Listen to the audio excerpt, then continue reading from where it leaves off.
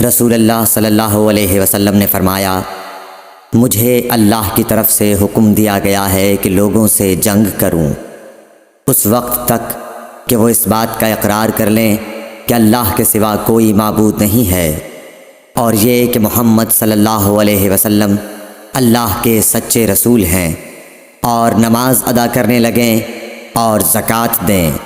جس وقت وہ یہ کرنے لگیں گے تو مجھ سے اپنے جان و مال کو محفوظ کر لیں گے سوائے اسلام کے حق کے۔ رہا ان کے دل کا حال تو ان کا حساب اللہ کے ذمہ ہے۔ صحیح بخاری حدیث نمبر 25۔ رسول اللہ صلی اللہ علیہ وسلم سے دریافت کیا گیا کہ کون سا عمل سب سے افضل ہے؟ فرمایا، اللہ اور اس کے رسول پر ایمان لانا۔ کہا گیا، اس کے بعد کون سا؟ آپ نے فرمایا کہ اللہ کی راہ میں جہاد کرنا۔ کہا گیا، پھر کیا ہے؟ آپ نے فرمایا، حج مبرور۔ صحیح بخاری حدیث نمبر 26۔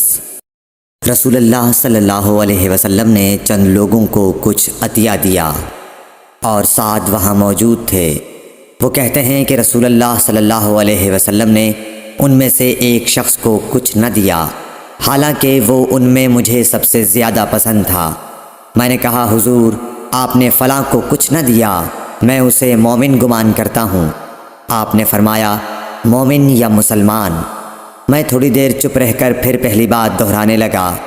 حضور صلی اللہ علیہ وسلم نے بھی دوبارہ وہی جواب دیا۔ پھر آپ نے فرمایا کہ اے سعد، باوجود یہ کہ ایک شخص مجھے زیادہ عزیز ہے، پھر بھی میں اسے نظر انداز کر کے کسی اور دوسرے کو اس خوف کی وجہ سے یہ مال دیتا ہوں کہ وہ اپنی کمزوری کی وجہ سے اسلام سے پھر جائے اور اللہ اسے آگ میں اوندھا ڈال دے۔ صحیح بخاری حدیث نمبر 27۔ ایک آدمی نے رسول اللہ صلی اللہ علیہ وسلم سے پوچھا، کون سا اسلام بہتر ہے؟ آپ صلی اللہ علیہ وسلم نے فرمایا کہ تو کھانا کھلائے اور ہر شخص کو سلام کرے، خواہ اس کو تو جانتا ہو یا نہ جانتا ہو۔ صحیح بخاری حدیث نمبر 28۔ حضرت صلی اللہ علیہ وسلم نے فرمایا، مجھے دوزخ دکھلائی گئی تو اس میں زیادہ تر عورتیں تھیں جو کفر کرتی ہیں۔ کہا گیا، حضور کیا وہ اللہ کے ساتھ کفر کرتی ہیں؟ آپ صلی اللہ علیہ وسلم نے فرمایا کہ خاوند کی ناشکری کرتی ہیں اور احسان کی ناشکری کرتی ہیں۔ اگر تم عمر بھر ان میں سے کسی کے ساتھ احسان کرتے رہو، پھر تمہاری طرف سے کبھی کوئی ان کے خیال میں ناگواری کی بات ہو جائے تو فوراً کہہ اٹھے گی کہ میں نے کبھی بھی تجھ سے کوئی بھلائی نہیں دیکھی۔ صحیح بخاری حدیث نمبر 29۔ حضرت صلی اللہ علیہ وآلہ وسلم فرماتے تھے، جب دو مسلمان اپنی اپنی تلواریں لے کر بھڑ جائیں تو قاتل اور مقتول دونوں دوزخی ہیں۔ عرض کیا گیا، یا رسول اللہ، قاتل تو خیر ضرور دوزخی ہونا چاہیے، مقتول کیوں؟ فرمایا، وہ بھی اپنے ساتھی کو مار ڈالنے کی حرص رکھتا تھا، موقع پاتا تو وہ اسے ضرور قتل کر دیتا، دل کے عزم صمیم پر وہ دوزخی ہوا۔ صحیح بخاری حدیث نمبر 30۔ ابو ذر ایک جوڑا پہنے ہوئے تھے اور ان کا غلام بھی جوڑا پہنے ہوئے تھا۔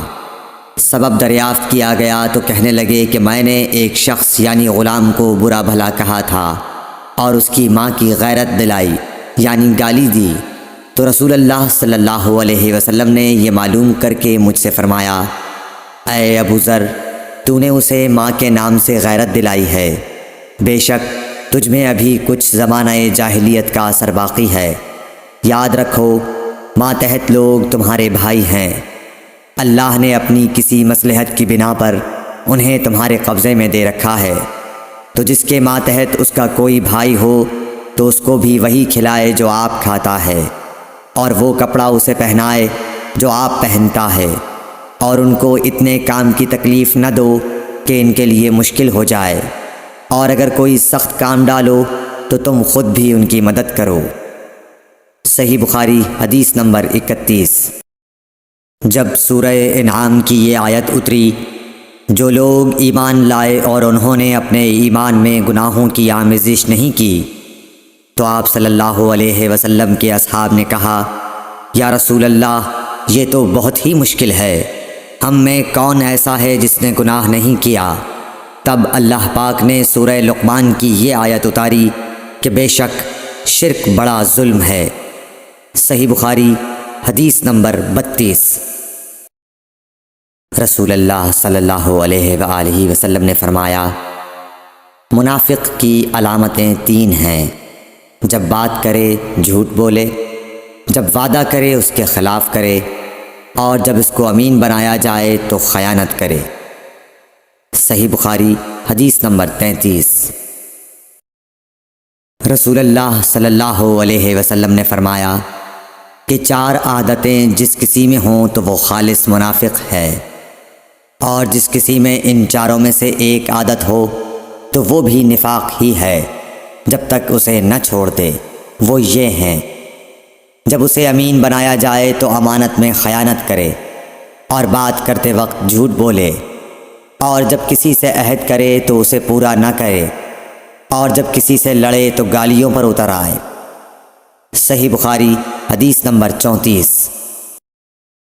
رسول اللہ صلی اللہ علیہ وسلم نے فرمایا، جو شخص شب قدر ایمان کے ساتھ محض ثواب آخرت کے لیے ذکر و عبادت میں گزارے، اس کے گزشتہ گناہ بخش دیے جاتے ہیں۔ صحیح بخاری حدیث نمبر 35۔ رسول اللہ صلی اللہ علیہ وسلم نے فرمایا، جو شخص اللہ کی راہ میں جہاد کے لیے نکلا، اللہ اس کا ضامن ہو گیا۔ اللہ تعالیٰ فرماتا ہے، اس کو میری ذات پر یقین اور میرے پیغمبروں کی تصدیق نے اس سرفروشی کے لیے گھر سے نکالا ہے۔ میں اس بات کا ضامن ہوں کہ یا تو اس کو واپس کر دوں ثواب اور مال غنیمت کے ساتھ، یا شہید ہونے کے بعد جنت میں داخل کر دوں۔ رسول اللہ صلی اللہ علیہ وسلم نے فرمایا، اور اگر میں اپنی امت پر اس کام کو دشوار نہ سمجھتا تو لشکر کا ساتھ نہ چھوڑتا، اور میری خواہش ہے کہ اللہ کی راہ میں مارا جاؤں، پھر زندہ کیا جاؤں، پھر مارا جاؤں، پھر زندہ کیا جاؤں، پھر مارا جاؤں۔ صحیح بخاری حدیث نمبر 36۔ حضرت صلی اللہ علیہ وسلم نے فرمایا، جو کوئی رمضان میں راتوں کو ایمان رکھ کر اور ثواب کے لیے عبادت کرے، اس کے اگلے گناہ بخش دیے جاتے ہیں۔ صحیح بخاری حدیث نمبر 37۔ حضرت صلی اللہ علیہ وسلم نے فرمایا، جس نے رمضان کے روزے ایمان اور خالص نیت کے ساتھ رکھے، اس کے پچھلے گناہ بخش دیے گئے۔ صحیح بخاری حدیث نمبر 38۔ حضرت صلی اللہ علیہ وسلم نے فرمایا، بے شک دین آسان ہے، اور جو شخص دین میں سختی اختیار کرے گا تو دین اس پر غالب آ جائے گا اور اس کی سختی نہ چل سکے گی۔ بس اس لیے اپنے عمل میں پختگی اختیار کرو، اور جہاں تک ممکن ہو میانہ روی برتو، اور خوش ہو جاؤ کہ اس طرز عمل سے تم کو دارین کے فوائد حاصل ہوں گے۔ اور صبح اور دوپہر اور شام اور کسی قدر رات میں عبادت سے مدد حاصل کرو۔ نماز 5 وقتہ بھی مراد ہو سکتی ہے کہ پابندی سے ادا کرو۔ صحیح بخاری حدیث نمبر 39۔ رسول اللہ صلی اللہ علیہ وسلم جب مدینہ تشریف لائے تو پہلے اپنی نانہال اترے جو انصار تھے، اور وہاں آپ نے 16 یا 17 ماہ بیت المقدس کی طرف منہ کر کے نماز پڑھی، اور آپ کی خواہش تھی کہ آپ کا قبلہ بیت اللہ کی طرف ہو۔ جب بیت اللہ کی طرف نماز پڑھنے کا حکم ہو گیا تو سب سے پہلی نماز جو آپ نے بیت اللہ کی طرف پڑھی عصر کی نماز تھی۔ وہاں آپ صلی اللہ علیہ وسلم کے ساتھ لوگوں نے بھی نماز پڑھی۔ پھر آپ کے ساتھ نماز پڑھنے والوں سے ایک آدمی نکلا اور اس کا مسجد بنی حارثہ کی طرف گزر ہوا تو وہ لوگ رکوع میں تھے۔ وہ بولا کہ میں اللہ کی گواہی دیتا ہوں کہ میں نے رسول اللہ صلی اللہ علیہ وسلم کے ساتھ مکے کی طرف منہ کر کے نماز پڑھی ہے۔ یہ سن کر وہ لوگ اسی حال میں بیت اللہ کی طرف گھوم گئے، اور جب رسول اللہ صلی اللہ علیہ وسلم بیت المقدس کی طرف منہ کر کے نماز پڑھا کرتے تھے، یہودی اور عیسائی خوش ہوتے تھے، مگر جب آپ نے بیت اللہ کی طرف منہ پھیر لیا تو انہیں یہ امر ناگوار ہوا۔ زہیر ایک راوی کہتے ہیں کہ ہم سے ابو اسحاق نے برا سے یہ حدیث بھی نقل کی ہے کہ قبلہ کی تبدیلی سے پہلے کچھ مسلمان انتقال کر چکے تھے، تو ہمیں یہ معلوم نہ ہو سکا کہ ان کی نمازوں کے بارے میں کیا کہیں۔ تب اللہ نے یہ آیت نازل کی، وَمَا كَانَ اللَّهُ لِيُضِيعَ إِيمَانَكُمْ، سورہ بقرہ آیت نمبر 143، صحیح بخاری حدیث نمبر 40۔